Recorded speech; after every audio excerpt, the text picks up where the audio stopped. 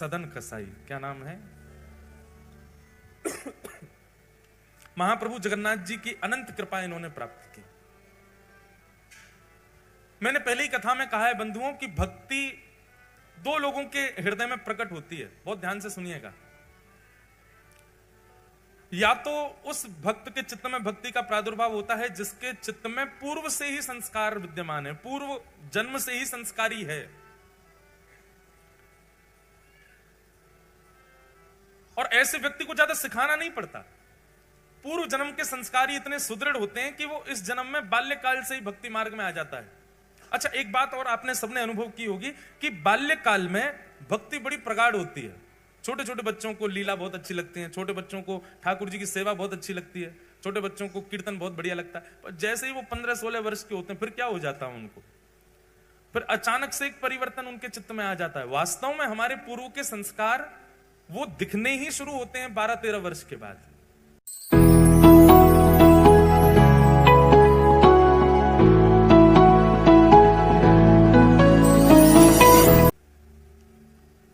शास्त्रों में भी 12 वर्ष तक के बालकों के द्वारा किया गया अपराध अपराध नहीं माना जाता। 12 वर्ष का बालक भी अगर कुछ करे तो उसको पाप में नहीं गिना जाता। तो हमारे संस्कार जो पूर्व जन्म के हैं वो प्रकट होने ही प्रारंभ उसके बाद में होते हैं। इसलिए अचानक से परिवर्तन दिखता है कि बालक अचानक से फिर बिल्कुल विमुख हो जाता है ठाकुर जी के। तो भक्ति के जो बीज अंकुरित होते हैं वो दो ही प्रकार के लोगों के चित्त में होते हैं, या तो पूर्व के संस्कार जिसके चित्त में हो, या फिर घोर नास्तिक हो और अचानक कोई जीवन में ठोकर लगी और बदल गया। सदन कसाई जो हैं इनके पूर्व के संस्कार बड़े सुदृढ़ हैं। भले ही कसाई थे लेकिन जब मांस तोलते थे ना तराजू पे तो भी हरिचिंतन करते हुए तोलते थे। और सबको पता है, प्रसिद्ध है कि वो एक जगह बाट नहीं रखते थे, पत्थर रखते थे। उन पत्थरों में गलती से शालिग्राम भगवान थे, शालिग्राम भगवान से ही तोलते थे मांस को। एक दिन एक संत वहां से जा रहे थे और उनकी दृष्टि अचानक से वो तराजू पर पड़ गई। बहुत ध्यान से सुनिए सब लोग, बहुत सुंदर कथा है सदन कसाई की। तराजू में पड़े भाई जब शालिग्राम जी दिखे, नाक पे ऐसे कपड़ा रख के निकल रहे थे, और एक बार तो निकले, फिर उन्होंने सोचा ये शालिग्राम जी तो नहीं है। लौट करके वापस आए, पुनः उसके तराजू की ओर देखा तो आकृति और आकृति में जो भाव था, वैष्णव को ना देखते ही पता चल जाता शालिग्राम जी हैं कि नहीं। मैंने कई घरों में देखे हैं पेंटेड शालिग्राम जी होते हैं जो बिल्कुल ही सिलपिल्ले जैसे हों, बिल्कुल ही सपाट महाराज, बिल्कुल ही ऐसे चिकने कि कोई उनमें बिल्कुल भी हल्का सा भी कोई अंश ऐसा ना दिखता हो मानवों के तन जैसा। समझो वो शालिग्राम जी अभी स्पष्ट नहीं है, वो शुद्ध शालिग्राम नहीं है। शालिग्राम जी का तो रूप बिल्कुल जैसे मानव की त्वचा का स्पर्श होता है ना, ऐसा स्पर्श होता है शालिग्राम जी का। देखते ही संत पहचान गए कि तो शालिग्राम जी हैं।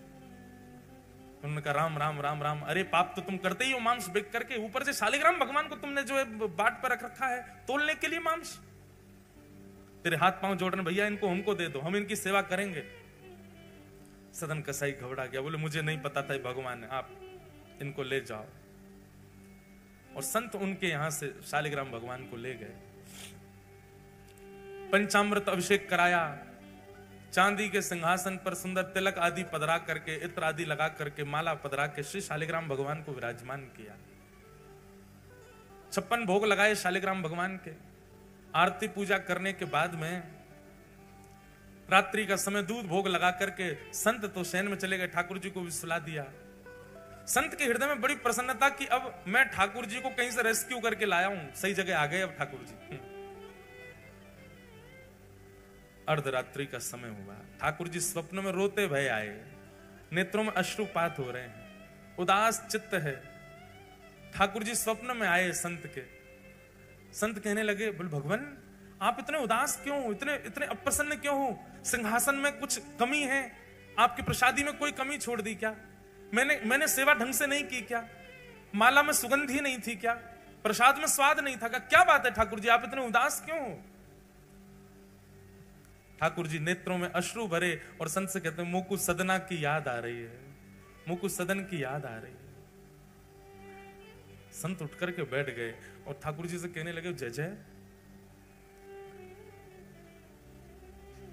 उस कसाई की याद आ रही है आपको?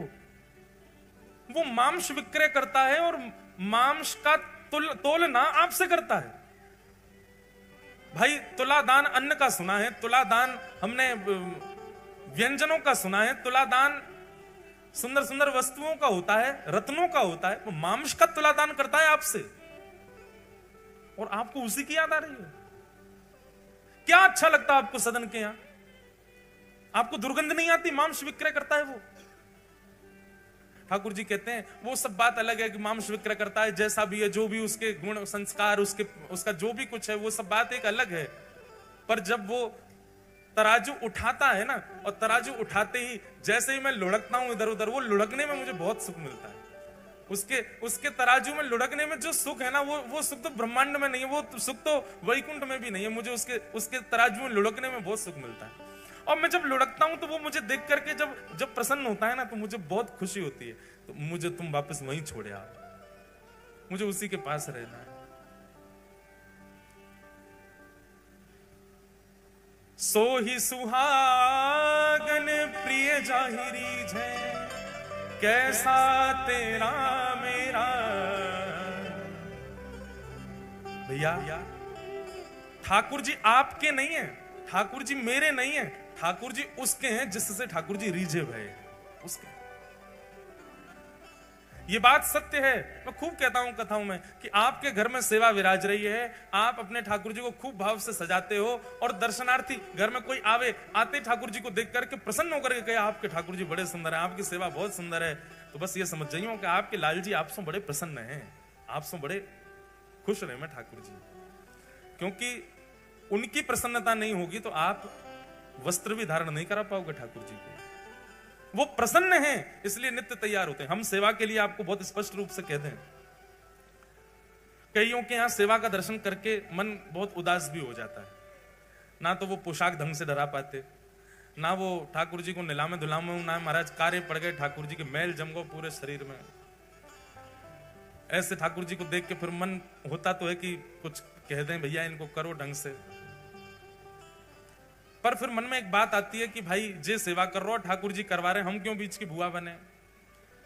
ठाकुर जी को यहाँ नावे को मन ही नहीं करते होगो। ठाकुर जी कहते होंगे नावे के काज दुनिया पड़ी है, सब नवाई रहे, मैं यहाँ ना रहो। कभी कभी ऐसा, क्योंकि एक बार जगन्नाथपुरी की लीला है। श्री जगन्नाथ जी में उड़िया भक्तों की सेवा तो आज भी देख लो आप जाकर के, तो महाराज यूं कहोगे जय हो, ये तो धन्य है। हमारे साथ 2-3 बालक जगन्नाथपुरी के रहते हैं, वो तो बताते हैं, वो तो उड़िया भाषा में भी बताते हैं कि जब जगन्नाथ जी को लेकर के रथ की ओर जाते हैं, पहुंडी यात्रा जो ठाकुर जी की सिड्डी से कूद कूद के आते हैं, ठाकुर जी इतने भारी हैं कई बार खिंचे नहीं है, तो सारे पंडा पुजारी खड़े है करके ठाकुर जी को गारी दें, फिर खाए खाए के भात है गए मोटो, उठ नहीं रहो अब हमसे। अब वो उड़िया में देते हैं अपनी में, तो ठाकुर जी को ने गारी दी जाए, फिर कहीं अब की खींच रहे नहीं तो धक्का दे देंगे यहीं पे, सो ठाकुर जी उछलने लगते हैं, कूद कूद के फिर आते हैं। खूब आनंद होता है। सब हमारे ब्रज में खूब गारी दें ठाकुर जी को, ब्रजवासी दे सके, हिसार वाले जाके गारी मत दिया हो ठाकुर जी है महाराज, यमराज आ जाएगा भाई सब बैठ के कहने ठाकुर जी गारी दे। ब्रजवासी की बात अलग है, ठाकुर जी खेले उनके संग। कई बार कई पद भी होते हैं तो वो मैं गाता हूं, तो मैं सबसे कहता हूं मैं भैया मैं मेरे सामने गाय ली हूं, ब्रजवासी की उपस्थिति में गाय ली हूं, अनुपस्थिति ब्रजवासी की हो तो मत गई हूं। सबको अधिकार नहीं, तो स्थान तीर्थ के लोगों को अधिकार अधिक मिल जाता है ठाकुर जी के सामीप्य का। तो पंडा पुजारियों की सेवा महाराज आनंद की सेवा है वहां तो जगन्नाथपुरी में। श्रीमद रामानुजाचार्य जी महाराज जी को जब ये बात पता चली कि यहां पंडा पुजारी ऐसे सेवा करते हैं ठाकुर जी की, मंत्र मंत्र भी शुद्ध नहीं बोलते हैं, ऐसे कुछ भी पधरा देते हैं और कभी भी ठाकुर जी को सुला देते हैं। जगन्नाथ जी का शयन का समय निश्चित नहीं है, कभी भी सोते हैं और कभी भी उठ जाते हैं। उठने का फिर भी निश्चित है, 4-5 बजे उठ जाते हैं, पर सोने कभी कभी तो 1 बजे भी शयन आरती होती ठाकुर जी की, 2 ही घंटा सोते हैं। रामानुजाचार्य जी बोले ये नियम उचित नहीं है, हम अपने शिष्यों सहित जाएंगे और जगन्नाथ जी की नई सेवा प्रणाली का व्यवस्थित करेंगे। और रामानुजाचार्य जी अपने 5000 शिष्यों के साथ जगन्नाथपुरी पहुंच गए और वहां भीतर पहुंच के सब पंडा पुजारी बाहर कर दिए, तुम लोग बाहर जाओ, अब सेवा हम करेंगे ठाकुर जी की। आचार्य की बात पंडा पुजारी कैसे टाल सकते, बेचारे सब बाहर हो गए, कपाट बंद कर दिए जगन्नाथ जी के, बोले अब केवल शुद्ध तरीके से सेवा होगी। पूरा मंदिर धोया, ठाकुर जी का पंचामृत अभिषेक किया। जगन्नाथ जी बेचारे ठिठर गए, बोले कि ओहो कितनों नवाई दियो मुझे। आपको पता जगन्नाथ जी स्नान कैसे करते हैं? श्री जगन्नाथ भगवान के सामने विशाल शीशा रखा जाता है, और जब शीशा में जगन्नाथ जी स्वयं को देखते हैं, शीशा में पानी डाला जाता है, हरि हरि बोलो, नालिए जगन्नाथ। जगन्नाथ जी वही में खुश है, वाह प्रतिबिंब कोई नवाओ। साल में एक बार स्नान पूर्णिमा पर नहाते हैं तो महाराज बुखार आ जाता है इनको, इनके प्रतिबिंब स्नान करते हैं शीशा में ठाकुर जी को प्रतिबिंब। आप लोग भी प्रतिबिंब को नवा के चले जाए करो कहीं, स्नान है क्यों? हमारे लिए सारे नियम है, ठाकुर जी के लिए नहीं है कोई नियम। रामानुजाचार्य जी ने तो विधि से सेवा प्रारंभ कर दी, रोज स्नान होगा, रोज ये प्रसादी बनेगी, रोज ये इतने बजे कपाट बंद होंगे, इतने बजे खुल जाएंगे, ये वेद मंत्र सुनाए जाएंगे, ये पाठ सुनाया जाएगा। 5 दिन में जगन्नाथ जी सूख गए, पतरे से है गए। आचार्य चरण से बोले, रामानुजाचार्य जी से बोले, आप दक्षिण में हमारी सेवा करते तो हैं, आप वहीं सेवा कर लिया करो ना, यहाँ हमको इनके मुताबिक करवाने। तो बोले आप बिल्कुल शांत रहिए, हम आचार्य हैं, हमारी आज्ञा आपको माननी पड़ेगी। ठाकुर जी चुप हो गए, ठीक है भाई क्या कहें। लेकिन बाहर खड़े सब पंडा पुजारियों को ठाकुर जी को बड़ी याद, ठाकुर जी को याद आ रही है। रात्रि कपाट बंद हुए, बलभद्र सुभद्रा जी से ठाकुर जी बात करने लगे, मुंह को तो बहुत याद आ रही है। ये सब उड़िया वैष्णव मेरे सामने मटक मटक करके हरि हरि बोल के जैसे नाचते हैं, मुझे बहुत सुख मिलता है। ये जैसे भी हैं, ये जैसी सेवा करते हैं, मुझे वो भाती है, मुझे वो बहुत प्रिय लगती है। मैं कब कह रहा हूं कि भाई वेद जन्य या शास्त्र जन्य सेवा मत करो, पर यहां पर मैं भाव के सेवा से प्रसन्न हूं। अब कैसे समझाऊं मैं आचार्य चरण को? अच्छा, ठाकुर जी ज्यादा इसलिए भी नहीं बोल पा रहे कि बलराम जी जो हैं यही तो रामानुजाचार्य हैं, शेषावतार है रामानुजाचार्य। अब ज्यादा कैसे बोले जब बगल में ही तो बैठे हैं। तब अर्धरात्रि का समय, सब सो रहे थे। ठाकुर जी ने गरुण जी को बुलाया, द्वार पर बैठे, इधर आओ। तो जी जय जय आज्ञा। बोले काम करो, विशाल स्वरूप धारण करो, इतने बड़े पर कर लो, सोते हुए रामानुजाचार्य जी उनके सबरे शिष्यन को ले जाके दक्षिण छोड़े आओ और द्वार खोल दो हमारे। रात्रि गहरी निद्रा में सोए थे सब आचार्य चरण और सारे शिष्य। गरुण जी महाराज पहुंचे और तनिक तनिक से किसी को पता नहीं चले, चुपचाप सबको उठा करके अपने पंख पे धारण कर लियो, पीठ पे धारण कर लियो, और श्री जगन्नाथपुरी से उड़ करके गए दक्षिण भारत में। श्रीरंगम में जाकर के सबको खटिया सहित उतारे आए, खटोला सहित ले गए थे, और वहां पर सबको सुला करके लौट करके आए। द्वार खोल करके फिर से सबरे पंडा पुजारी भीतर कर लिए। जगन्नाथ जी झूमन लगे, बोला अब सुख है, अब बढ़िया है, सबरे आ गए फिर से। यहां रामानुजाचार्य जी सवेरे सवेरे जैसे नेत्र खुले, स्थानी बदल गए, द्वारी बदल गए, खिड़की बदल गई, वातावरण बदल गया, सब कुछ बदल गया। और बाहर आकर के जब देखा, पूछने लगे आपस में, अफरा तफरी मच गई, कहां आ गए हम? तब किसी ने बताया वो तो श्रीरंगम है। रामानुजाचार्य जी के प्रेमाश्रु प्रकट हो गए, और प्रेमाश्रु प्रकट हो गए, दौड़ करके गए। श्रीमन नारायण भगवान शेष शैया पर पौड़े थे, जाकर के उनको हृदय से लगा लिया। बोले नाथ, आपकी भक्त वत्सलता की बलि बलि जाएं, आपके इस प्रेम के हम वारी वारी जाते हैं। अरे स्वयं ने वेदों में, स्वयं ने शास्त्रों में इतने नियम बना दिए अपनी सेवा के, लेकिन प्रभु आप तो भाव के भूखे, वहां भाव से आपकी सेवा करते हैं सब वैष्णव जन, वही आपको प्रिय लगती है। विराजो, ऐसे ही विराजे रहो, जैसे उन वैष्णवों को प्रिय लगता है वैसे आप सेवा स्वीकार करो। तो ठाकुर जी को क्या भा जाए कुछ पता नहीं है। पहले मैं टोक देता था घर में जाके ऐसे सेवा मत करो, फिर इन कथाओं के बाद में अब मुझे लगता है नहीं, शायद इनकी इच्छा ही ऐसे रहने की होगी, रहने दो।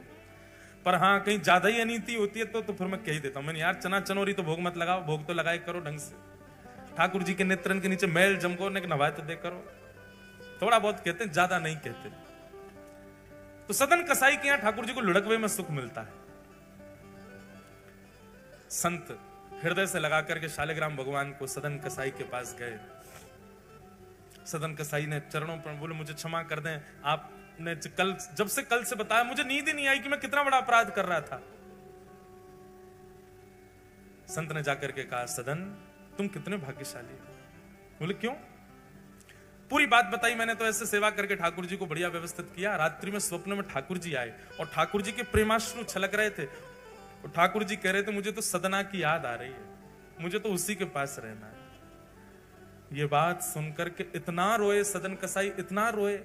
बोले मैं तुच्छ प्राणी, मैं पापी प्राणी, मैं अभागा व्यक्ति, मैं अयोग्य व्यक्ति, मैंने अपने जीवन में कुछ अच्छा नहीं किया, मेरे लिए ठाकुर जी इतने श्रमित हुए, मेरे लिए ठाकुर जी आपकी निद्रा में आकर के रुदन करने लगे। सदन कसाई ने उसी क्षण अपनी दुकान आदि तो सब बंद कर दी, बेग बाग दी, सारा काम छोड़ दिया। बोले कि अब शेष जीवन जिस प्रकार ठाकुर जी मेरे लिए विरह आतुर हुए, अब मैं ठाकुर जी के लिए विरह आतुर होऊंगा। ठाकुर जी को मेरे लिए विरह सहना पड़ा और विरह में अपना जीवन व्यतीत करने लगे सदन कसाई। कथाएं सुनते, नित्य श्रवण करते, कहां है नाथ, कैसे है नाथ, बस उसी विरह में रहते।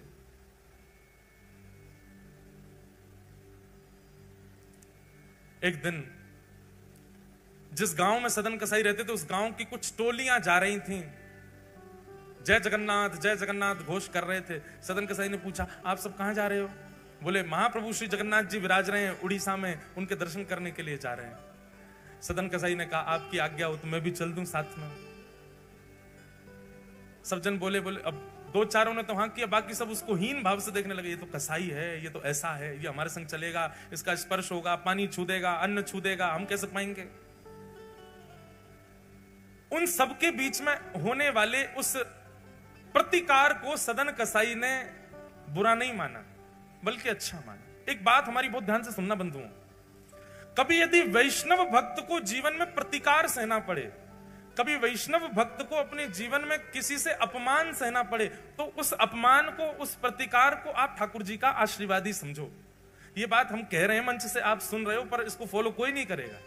प्रतिकार होते ही आप सबको क्रोध आ जाएगा, एक बार को हमें भी आ सकता है, पर हम मंच से कह रहे हैं, हमको भी प्रयास करना चाहिए, आपको भी प्रयास करना चाहिए। वैष्णव भक्त को प्रतिकार यदि होता है तो प्रतिकार का रूप क्या होता है, ध्यान से सुनना।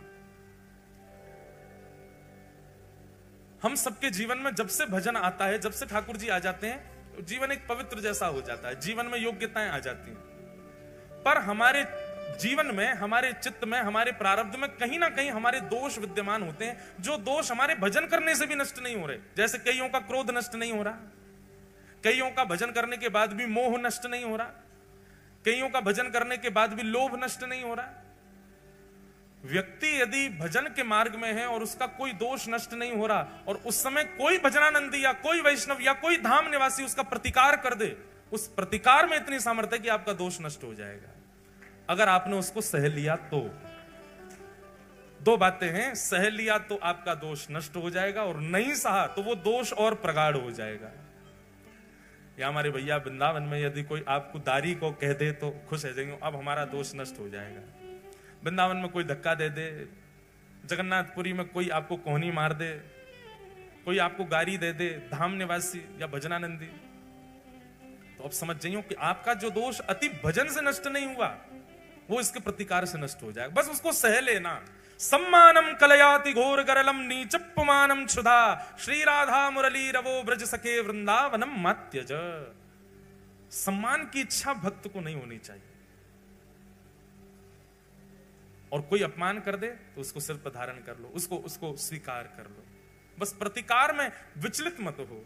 हमको राधा रमन जी गए, हम राधा वल्लभ जी गए, वहां के पुजारी जी ने हमको डांट दिया, वहां के लोगों ने हमारे साथ ऐसा व्यवहार कर दिया, बिहारी जी में महाराज जी अच्छा नहीं लगता, बिहारी जी में ऐसा कर दिया। क्यों आप इतनी शिकायत करते हो वृंदावन की या किसी भी धाम की? कभी शिकायत मत करो। उस प्रतिकार को आप चिकित्सा मान करके सहन करो। चिकित्सा में कभी भी आपके सुख का विचार नहीं होता, आपको कष्ट ही दिया जाता है। इंजेक्शन लगने में कभी ऐसा अनुभव होता है कि नहीं ये तो बहुत अच्छा लग रहा है, ऐसा लग रहा है मखमली गद्दा छुपाया जा रहा हो? नहीं, आपको श्रम होगा ही। श्रम होता है, चिकित्सा तभी होती है, इसीलिए प्रतिकार को आप चिकित्सा मानो। सदन कसाई ने मन में विचार किया कि ये सब मेरा प्रतिकार कर रहे हैं, ये सब मेरी निंदा कर रहे हैं, इससे मेरे दोष ही नष्ट होंगे। मैं जगन्नाथ जी के पास जाने लायक नहीं हूं, पर ये मेरा अपमान करके मेरे दोषों को नष्ट कर रहे हैं ताकि मैं उनके योग्य बन जाऊं। ऐसी भावना। पूरी मंडली सब जा रही थी जगन्नाथ जी की जय जयकार करते हुए। अब जिस मार्ग पर सब वैष्णव चल रहे थे, सदन कसाई उस मार्ग को छोड़ के मार्ग से नीचे जहां पर कीट कंकड़ पत्थर और कांटे पड़े हैं वहां चल रहे हैं। बोले मैं इतना योग्य थोड़ी इनके पीछे चलूं।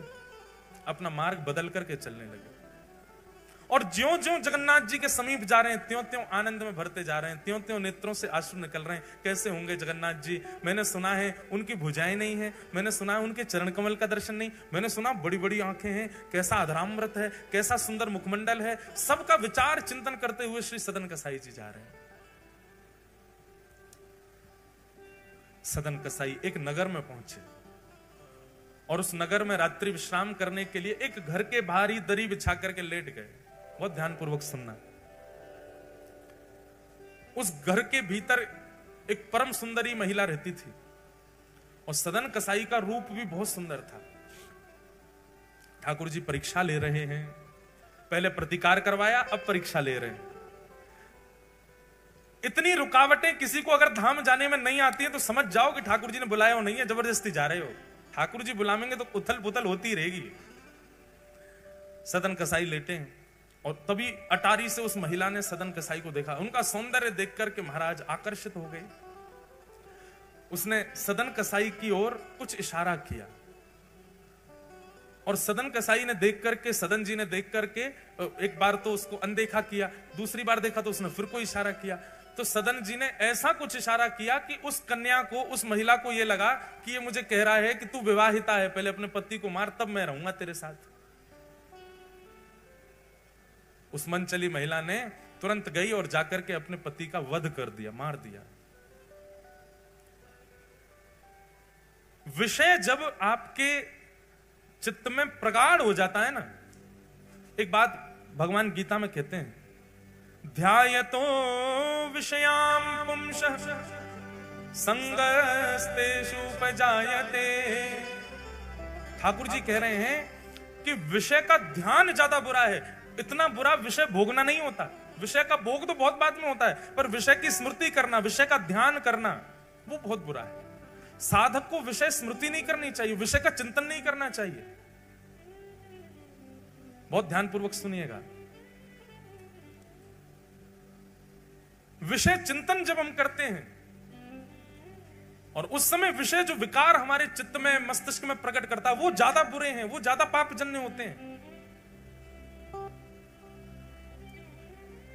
महिला के चित्त में वो विषय उत्पन्न हुआ, उसने अपने पति का वध कर दिया और वध करके बाहर आई और सदन कसाई से कहने लगी, तुम्हारी आज्ञा मान करके मैंने अपने पति को मार दिया। सब लोग इधर देखो, सावधानी से कथा श्रवण करो।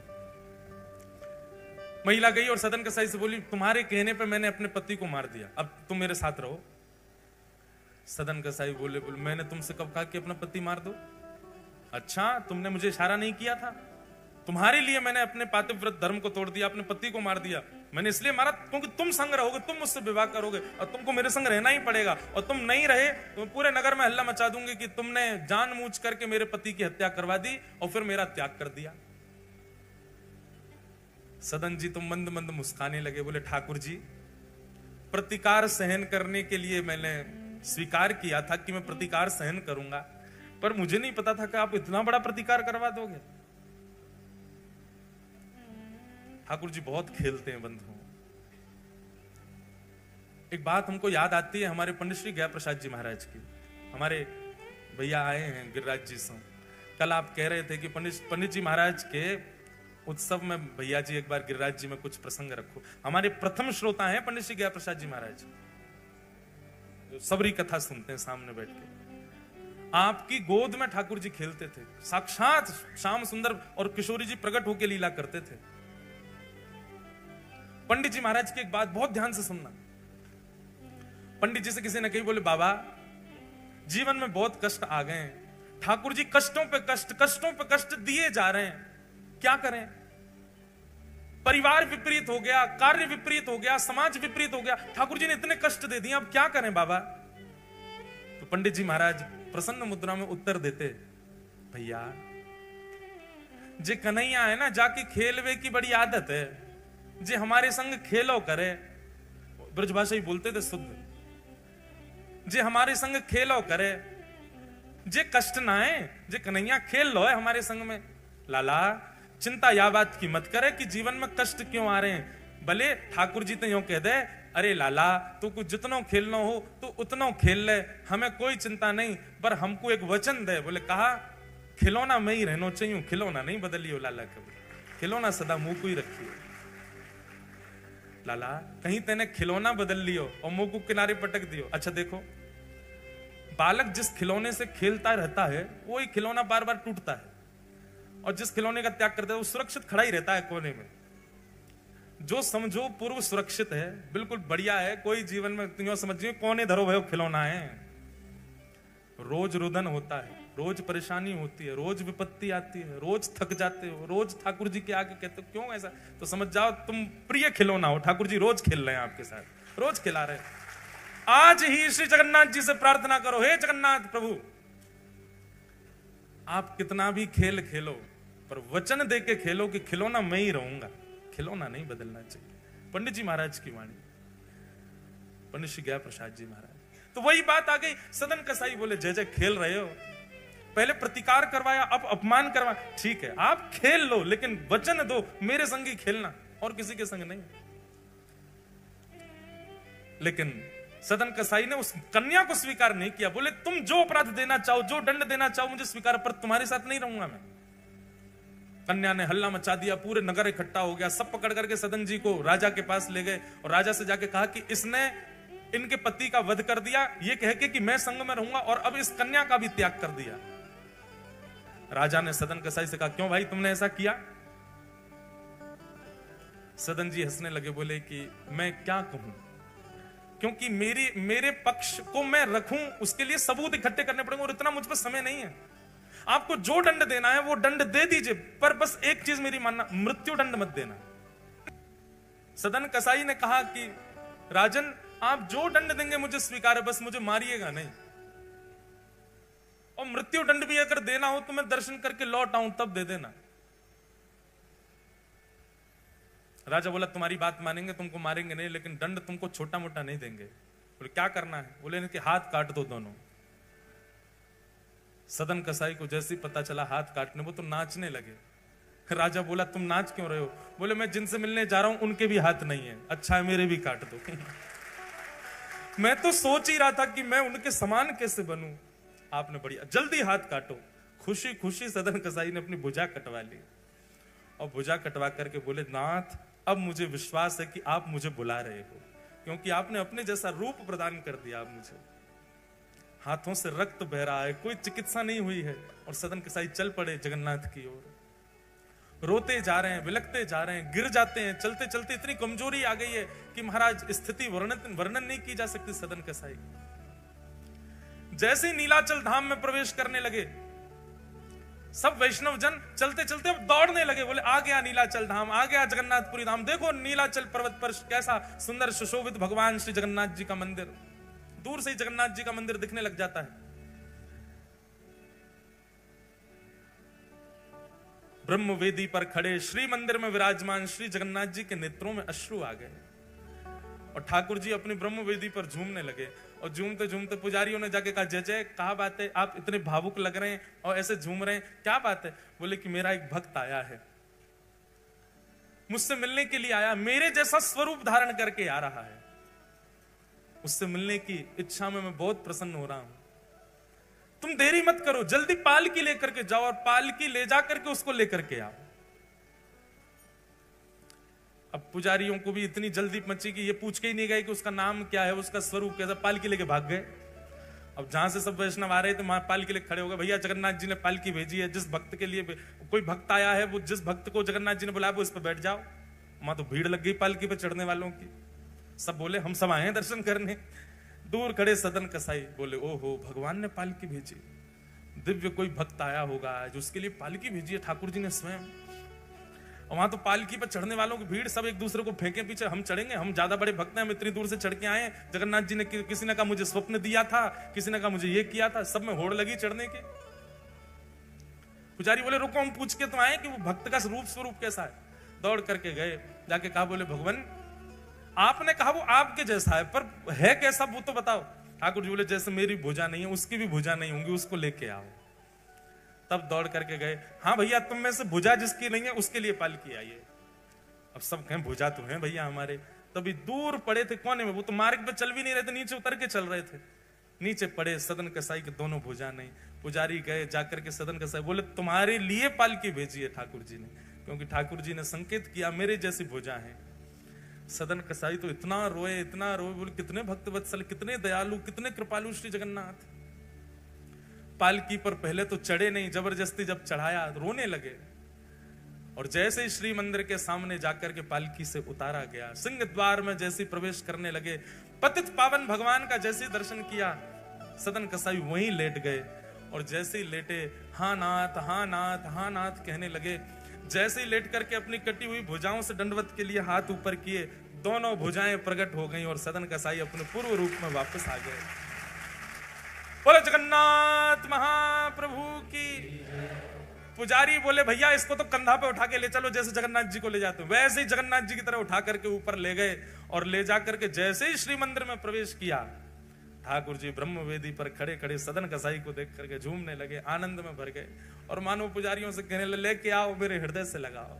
और श्री जगन्नाथ जी ने मानो उसको हृदय। बंधुओं जगन्नाथ जी एक ही भाव जानते हैं, बाह पसार के खड़े हैं कि मैं सबको गले लगावे खड़ा हूं। कोई लगावे वारो आवे तो सही, कोई वाह भाव से आवे तो सही। श्री ठाकुर जी सबको गले लगाने को खड़े। ऐसे महाप्रभु श्री जगन्नाथ जी सदन कसाई पर कृपा की।